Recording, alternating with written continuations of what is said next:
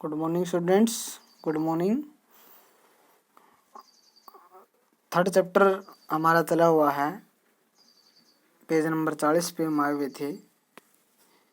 आज के लिए हमारा जो टॉपिक है remote sensing in the microwave region radar imagery, कि रडार इमेजरी के माध्यम से हम किस प्रकार से रिमोट सेंसिंग का प्रयोग इसमें करते हैं। तो रडार सिस्टम क्या है कि माइक्रोवेव कटिबंध सक्रिय क्षेत्र होता है, कि छोटी छोटी जो किरणें होती हैं वो ज़्यादा एक्टिव एरिया कहलाता है। तो इसमें का जो तरंग दैर्ध्य है 0.1 सेंटीमीटर से लेके 1 मीटर तक का होता है, और किसी भी बाह्य ऊर्जा की आवश्यकता इसमें नहीं होती। तो अपनी ही ऊर्जा प्रसारित होता है, अपनी ही ऊर्जा का इसमें प्रयोग करता है।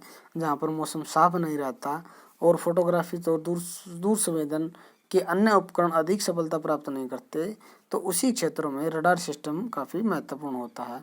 तो वायुयान में पर इसका प्रयोग किया जाता है। 1940 में प्लेन पोटेंशियल इंडिकेटर के रूप में इसका प्रयोग किया गया था, और इसका एंटीना गुणन करने की एक क्षमता रखता है। 360 डिग्री चक्कर पर ये सूचना हमें देता है विभिन्न प्रकार की सेनाओं में, युद्धों में, तूफान में, तो इसका प्रयोग किया जाता है। तो फोटोग्राफी जैसी आकृति प्राप्त करने के लिए slide looking airborne radar system का प्रयोग किया जाता है। तो इस तरीके से बिल्कुल पहाड़ी छायाकार के भांति इनका प्रयोग हम करते हैं।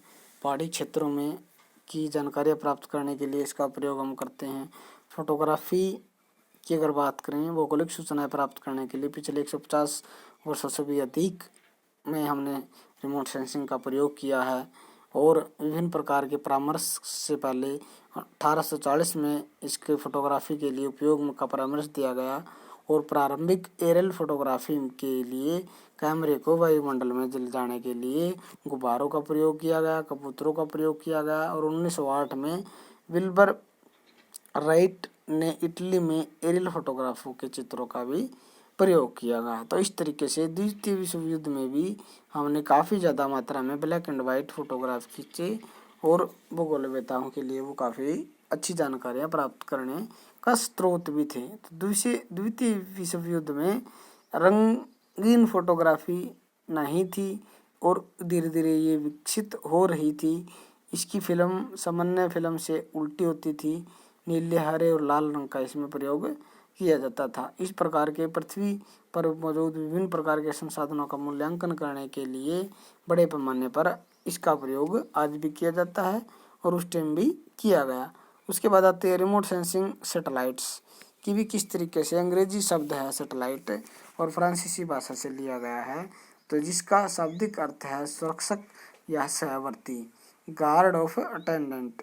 तो जोनेस केपलर ने 1576 से 1630 ईस्वी तक के शब्द में इसका प्रयोग किया का अर्थ दिया गया है। और इसकी जो केपलर ने इस ग्रह के इर्द गिर्द, बृहस्पति ग्रह के इर्द गिर्द इसकी परिक्रमा करते हुए आकाशीय पिंड देखे, और इन्हीं का नाम इन्होंने क्या दिया, सैटेलाइट दिया। और पृथ्वी एक प्राकृतिक उपग्रह है, मानव निर्मित नहीं है। उपग्रह मानव ने भी छोड़े हैं जो पृथ्वी की परिक्रमा करते हैं, मानवकृत उपग्रह कहलाते हैं। बाकी क्या है, दूसरे प्राकृतिक उपग्रह हैं। तो इस तरीके से पृथ्वी की ग्रेविटेशनल फोर्स परिक्रमण की अभिकेंद्रीय शक्ति में प्रभावहीन होते हैं, और इस तरीके से वे पृथ्वी का ही क्या घूर्णन करते रहते हैं। तो उसके बाद ऑर्बिट ऑफ सैटेलाइट की अगर बात करें, जितने भी हमारे मानवकृत जो सैटेलाइट हैं चंद्रमा को छोड़ के, वो सारे के सारे क्या हैं, पृथ्वी के चारों ओर घूर्णन करते हैं, परिक्रमण करते हैं। तो चंद्रमा भी इस तरीके का उपग्रह है। जब किसी उपग्रह की परिक्रमा पथ मध्य रेखीय प्लेन के साथ 90 डिग्री का कोण बनाता है, तो यह ध्रुवों के ऊपर होकर से गुजरता है, और ध्रुवीय परिक्रमा पथ कहलाता है। तो इस तरीके से 0 से 180 डिग्री के बीच कोण बनाने वाले परिक्रमा पथ हो जाते हैं। तो इन्हें झुकाव वाले परिक्रमा पथों पर क्या करते हैं, परिक्रमण को दर्शाया जाता है। तो ये सारी चीज़ें एक स्थान से दूसरे स्थान पर जो ग्रह हैं या उपग्रह हैं उनके साथ के एरिया में ये विस्थापित किए जाते हैं। तो इस प्रकार से धरातलीय पथ की परिक्रमण और पृथ्वी के घूर्णन क्रिया के प्रभाव का परिणाम है कि भी उपग्रह का क्षेत्र फील्ड वेव पर्याप्त हो तो उपग्रह की ध्रुवीय परिक्रमा समस्त ग्लोब का भी चित्रण कर सकती है। तिब्बती कुछ दर्शक 30 डिग्री का कोण बनाते हैं तो कुछ 30 डिग्री उत्तरी और 30 डिग्री दक्षिणी अक्षांशों तक ही सीमित रहते हैं, या कुछ पूरी पृथ्वी का भी भ्रमण करते हैं और हमें जानकारियाँ देते हैं। तो इस तरीके से जियो सिस्टम ऑर्बिट, ये जिसको हम भूतुल्यकालिक पथ कहते हैं, जो उपग्रह की ऊंचाई बढ़ती जाती है और उसी तरीके से परिक्रमण पथ की अवधि भी बढ़ती है और 35,786 किलोमीटर की ऊंचाई पर अवधि नक्षत्र के बराबर हो जाती है, जिसमें 23 घंटे 56 मिनट और 40 सेकेंड की होती है। तो इस परिक्रमण पथ पर तुल्यकालिक परिक्रमण पथ इसको हम कहते हैं और पथ द्वारा उपग्रह द्वारा पृथ्वी की परिक्रमण अवधि और पृथ्वी के अपने अक्ष पर घूर्णन की अवधि के बराबर होती है। तो इस एरिया में अगर सैटेलाइट हम अगर सेट करते हैं तो वो क्या करेगा, पूरी पृथ्वी की जानकारी हमें देने का प्रयास करेगा। तो इस तरीके से सूर्य तुल्यकालिक कक्ष भी है कि भी पृथ्वी पर निश्चित पथ पर सूर्य की परिक्रमा करती है और इस परिक्रमण पथ पर पृथ्वी से जोड़ने वाली जो परिक्रमण पथ है उसको 90 डिग्री के कोण पर बनाती है और जबकि बी पर ये दोनों एक दूसरे के समानांतर होती हैं। तो इस तरीके से पृथ्वी के परिक्रमण के दौरान पृथ्वी से मिलने वाली रेखा पृथ्वी के परिक्रमण पथ के बीच का कोण बनाने से होने वाली परिवर्तन का दोष को दूर कर सकते हैं। तो यह चाहते हैं कि पृथ्वी परिक्रमण का प्लेन सदा 360 डिग्री 365.25 डिग्री प्रतिदिन आगे बढ़ता रहे और उपग्रह की परिक्रमण प्लेन प्रतिदिन 0.98 की गति से घुमा सके। तो इससे क्या होगा कि भी ऐसा आकार व्यवस्था संभव हो सकती है कि भी जिससे पृथ्वी की पूरी जानकारी सूर्य के साथ साथ घूर्णन के साथ हमें मिले। इसके बाद आती है सूर्य तुल्यकालिक जो उपग्रह वो मध्य रेखा के प्रतिदिन एक ही स्थानीय समय पर पार करता है। तो सुदूर संवेदन मुख्य रूप से निम्नलिखित दो प्रकार के होते हैं। एक तो होती है निष्क्रिय पैसिव, जिसको हम बोलते हैं, पहले भी मैंने इसको बताया कि भाई ये क्या है, सूर्य के प्राप्त होने वाली ऊर्जा का प्रयोग से काम करते हैं। दूसरा एक्टिव है, जो अपनी ऊर्जा का प्रयोग करते हैं, अपनी ऊर्जा पैदा करते हैं और इसी समय एक दिन या मौसम में कोई आवश्यक इसका प्रभाव नहीं पड़ता और परंतु सुदूर संवेदन का कार्य स्वरूप से चलता रहता है। इसके लाभ क्या हैं सुदूर संवेदन के, कि किसी बड़े क्षेत्र का दृश्य में दे सकते हैं, विभिन्न प्रकार की वास्तविक सूचनाएं और विश्वसनीय सूचनाएं देते हैं, डिजिटल डाटा प्राप्त होता है और खराब मौसम में भी कई बार ये प्रभावहीन नहीं होते और प्रतिकूल प्रभाव इसका नहीं पड़ता। Remote sensing, stage of remote sensing क्या है, एक तो ऊर्जा का स्रोत है, उसके बाद संचरण है ऊर्जा का, पृथ्वी धरातल ऊर्जा का वायुमंडल में प्रवर्धन करता है, वायुमंडल सूर्य ऊर्जा का उत्सर्जन और प्रवर्धन करता है, प्राप्त ऊर्जा में फोटोग्राफी अंकीय डाटों का रूपांतरण भी अभिसरण भी करता है, उत्पाद से विषयानुरूप सूचना प्राप्त होती हैं, मानचित्र और सारणी और सूचनाओं का अभिसरण भी किया जा सकता है। उसके बाद अनेक चरण है इसके ऊर्जा के आंकड़ों के अर्जन करने के। एक तो ऊर्जा का स्रोत है, मैंने आपको बताया।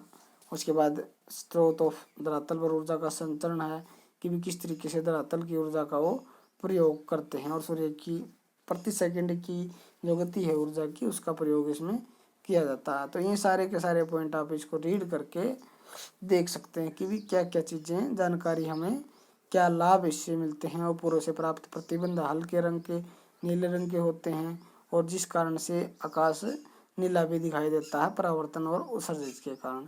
तो इस तरीके से ये उपग्रह लगभग 36,000 किलोमीटर की ऊंचाई पर स्थापित किए जाते हैं और जो सूर्य तुल्यक माने जाते हैं। तो इस तरीके से प्राप्त ऊर्जा के फोटोग्राफी और अंकीय आंकड़े प्राप्त किए जाते हैं और आंकड़े उत्पाद के विषयानुरूप सूचना प्राप्त करते हैं कि भी किस तरीके का हमने उत्पाद करना है, किस तरीके की जानकारी प्राप्त करनी है, तो उसी तरीके के आंकड़े भी हमें प्राप्त होते हैं और मानचित्र जैसी जो आवश्यक सूचनाएं हैं वो तैयार करने में हमें सहायता मिलती है। उसके बाद सेंसिंग की अगर बात करें तो यह संवेदन उपकरण है जो विद्युत चुम्बकीय विकिरण ऊर्जा को एकत्रित करके संदेशकों को परावर्तित करता है और उपयुक्त आकारों को प्रस्तुत करता है, जिससे फोटोग्राफी रहित अंकित जो संदेशक है संवेदक है वो हमें देखने को मिलते हैं। उसके बाद आती है मल्टीस्पेक्ट्रिकल स्कैनर, जी दूर संवेदन जो रिमोट सेंसिंग है उपग्रहों का प्रयोग किया जाता है, और एक प्रकार की अभिग्रहण प्रणाली जिसमें दर्पण और सूचक लगे होते हैं जिसका प्रयोग किया जाता है। तो इस प्रकार की क्रम वीक्षण विधि द्वारा सूचनाएं प्राप्त करने की प्रक्रिया को बिट बॉय बिट के नाम से जाना जाता है। तो जिसमें क्या होते हैं, कोशिकाएं यानी सेल बने होते हैं, और उन्हीं सेलों के माध्यम से हमें सूचनाएं प्राप्त होती हैं। उसके बाद आता है विस्ट्रीब्रूम क्रम वीक्षण। इसमें क्या है कि भी एक घूमने वाला दर्पण और मात्रात्मक सूचनात्मक लगा होता है, जिससे दर्पण के प्रकार से विन्यासित होता है, और यह एक चक्कर पूरा करता है जिससे सूचना अवकृत होती है, और सारे स्पेक्ट्रम बैंडों के आधार पर हमें 90 डिग्री से 120 डिग्री के मध्य प्रसर्पी होता है। इस क्षेत्र की वो पूरी सूचनाएं हमें देने का प्रयास करता है। उसके बाद आती है उपग्रहों की विभेदन क्षमता कितनी है, कि भी सूर्य तुल्य है या उपग्रह है या पूर्व निर्धारित समानांतर समय अंतराल की सूचनाएं देता है। तो इस तरीके से दूसरे शब्दों में सामरिक विभेदन उस उपग्रह का भूपृष्ठ के उसी स्थान पर पुनरावृत्ति होती रहती है। तो सुदूर विभेदन की अगर बात करें तो धरातलीय विभेदन है, कि भी धरातल के आसपास या उसकी गहराई तक की चीज़ों को देखने का हम प्रयास करते हैं। वर्णक्रमी स्पेक्ट्रम है, कि विभिन्न प्रकार के ऊर्जा के क्षेत्रों में संवेदन अभिलेखन क्षमता है। मल्टी स्पेक्ट्रम चित्रों की प्राप्ति होती है, और पुंज के रूप में गुजरने से इसको समझा जा सकता है प्रिज्म के द्वारा, और प्रिज्म के एक स्रोत से प्रकाश पुंज डाला जाए तो इसके दूसरी ओर के स्रोतों को भी जानकारी प्राप्त होती है। रेडियोमेट्रिक विभेदन भी होता है, कि भी यह संवेदक की दो विभिन्न प्रकार की पहचानने में हमें सहायता मिलती है। तो अधिक विकिरण अगर होगा तो अंतर भी कम होगा, इससे लक्ष्यों को क्षेत्रों को मध्यांतर जा सकते हैं। भौतिक सांस्कृतिक लक्षणों की अगर बात करें तो विभिन्न प्रकार के भौतिक, जिसमें आकार है, आकृति है, छाया रंग है, सामंजस्य है, गठन है, प्रारूप पैटर्न है, तो ये सारी चीज़ें देखने को मिलती हैं। आकार कैसा है, आकृति कैसी है उस क्षेत्र की, पुल की आकृति कैसी है, बिल्डिंग की आकृति कैसी है, रंग कैसा है, उसका सामंजस्य बिठाने का प्रयास सैटेलाइट करते हैं, और गठन कैसा है, उस आकार कैसा है, प्रतिबिंब कैसा है, उसके माध्यम से हम देख सकते हैं। पैटर्न यानी प्रकार, मॉडल कैसा है उस चीज़ का, जैसे बस का टनल है, कारों की पार्किंग है, बागान है, तो ये सारी चीज़ें देखने को हमें मिलती हैं। उसके बाद सहचर्य संबंध भी देखने को मिलता है, आसपास के क्षेत्र में किस तरीके का एक दूसरे से संबंध है, तो इनबैलेंस है या बैलेंस है। इसे 26 दिसंबर 1995 को अंतरिक्ष में छोड़ा गया एक सैटेलाइट को, जो भारत और दक्षिणी भारत और श्रीलंका के बीच के क्षेत्र को दिखाता है। तो इसमें क्या है कि भी 817 किलोमीटर की ऊंचाई पर केवल 93 मिनट की पृथ्वी की परिक्रमा पूरी कर लेता है। 24 दिनों में ये एक सर्कल अपना पूरा करता है, और सर्वेक्षण में भी हमारा काम देता है। रिमोट सेंसिंग की अगर बात करें तो इसमें हमारी रिमोट सेंसिंग बाई सैटेलाइट के माध्यम से इसी के विभिन्न बड़े क्षेत्रों को देखा जा सकता है, जिससे सारा अवलोकन किया जा सकता है। शीघ्र और पुनरावर्ती चित्रण हम ले सकते हैं, बड़े पैमाने पर चित्रों को लिया जा सकता है। तो काफ़ी सारे इसके लाभ हैं। आकाशीय प्रयोगशालाएं विकसित की गई हैं। मई 1973 में दूर संवेदन के एक नया आयाम जुड़ा, जिसमें अंतरिक्ष में आकाशीय प्रयोगशालाएं शुरू की गई, और एक ऐसा यान है जिसमें यात्रा करते हुए दूर संवेदन का कार्य किया जाता है, और 50 डिग्री उत्तरी से 50 डिग्री दक्षिण में सक्रिय है। 430 डिग्री किलोमीटर की ऊंचाई पर यह 93 मिनट में पृथ्वी की परिक्रमा पूरी करता है। तो इससे क्या है कि भी पृथ्वी की पूरी जानकारी हमें देखने को मिलती है। तो इसका विकास कैसे हुआ, आप प्रारंभिक काल देख सकते हो। 19वीं सदी में 1839 में लुई डुगनी ने फोटोग्राफी रसायनों से संबंधित सार्वजनिक किए थे कुछ जानकारियाँ, तो उसने भी इन्हीं फोटोग्राफी को गुब्बारों के माध्यम से लिया था। फिर वायवीय फोटो आए, एरोप्लेन के माध्यम से आवश्यक ऊंचाई पर फोटो लिए गए, स्पेक्ट्रम का प्रयोग किया गया, उपग्रह इमरजेंसी इमेजरी का प्रयोग किया गया, जो हमने सैटेलाइट छोड़े थे, तो उन्हीं उपग्रहों के माध्यम से हमने फ़ोटो लिए, और पृथ्वी के विभिन्न प्रकार के आंकड़ा प्राप्त करने में हमें सहायता मिली। तो इस तरीके से उपग्रह इमेजरी का आधुनिक काल जो है 1980 के दशक में शुरू हुआ और अब तक चल रहा है। इस आरंभिक और संवैधानिक काल में उच्च कोटि के उपकरणों का आविष्कार किया गया। 1990 के दशक में सॉलिड स्टेट स्कैनर का आविष्कार हुआ जो विश्व में लोकप्रिय हुआ और इसके विभिन्न लाभ हमने लिए। तो इस तरीके से 2000 में अब नए आविष्कार हो रहे हैं और विभिन्न प्रकार के स्थलाकृति मानचित्र बनाए गए हैं जिसका संसाधनों के मूल्यांकन में बड़े पैमाने पर इसका प्रयोग किया जा रहा है। विभिन्न प्रकार के दूर संवेदनीय जो उपग्रह हैं उनका प्रयोग किया गया है।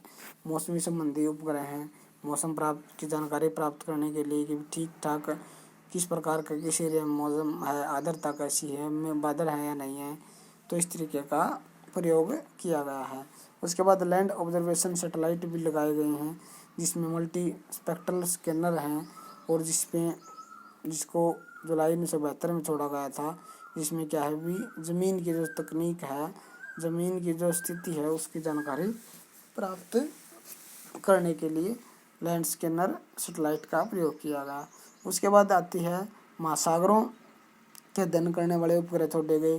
कोस्टल जोन कलर स्कैनर जिसको 1978 में पहला जो उपग्रह अंतरिक्ष में छोड़ा था उसमें 955 किलोमीटर की ऊंचाई पर यह ध्रुवीय परिक्रमा करता है और हमें भूमध्य सागर या विभिन्न प्रकार के जो सागर और कोस्टल एरिया की जानकारी देता है। इसमें मैराइन ऑब्जर्वेशन सैटेलाइट भी था जो 1987 में छोड़ा गया और 1990 में प्रक्षेपित किया गया फरवरी में। तो 2 उपग्रह इसमें 3 संवेदक थे जिसमें 4 चैनल विजिबल है, मल्टी स्पेक्ट्रल है या 2 चैनल माइक्रोवेव स्कैनिंग रेडियोमीटर है। तो इनका प्रयोग 900 किलोमीटर की ऊंचाई पर पृथ्वी के परिक्रमण में दिया गया जो 17 दिन में अपनी जो दूसरी दिशा में पहुंचता है। तो इस तरीके से स्टूडेंट्स ये जो सैटेलाइट्स हैं हमारे लिए काफ़ी ज़्यादा महत्वपूर्ण हैं। भारत में सुदूर संवेदन है, हैदराबाद में स्थित राष्ट्रीय सुदूर संवेदन केंद्र स्थापित किया गया है भारत सरकार के माध्यम से। तो इस तरीके से विभिन्न प्रकार की जानकारियाँ हमारी देने में सहायता करता है। तो ये जो लेसन था स्टूडेंट्स हमारा आपकी सभी जानकारियाँ रिमोट सेंसिंग के पूरी करता है और आप इसकी डेफिनेशन को याद कीजिए, छोटे छोटे नोट्स तैयार करने का प्रयास कीजिए और एक बार रिवाइज ज़रूर कीजिए जिससे आपको काफ़ी ज़्यादा लाभ हो। ओके स्टूडेंट्स, तो ये आपके सारे क्वेश्चन हैं, आप इसको याद कीजिएगा, रिवाइज कीजिएगा, नोट्स तैयार करने का प्रयास भी कीजिए। ओके, आज के लिए इतना ही। अगला लेसन अगली क्लास में स्टार्ट करेंगे। ओके।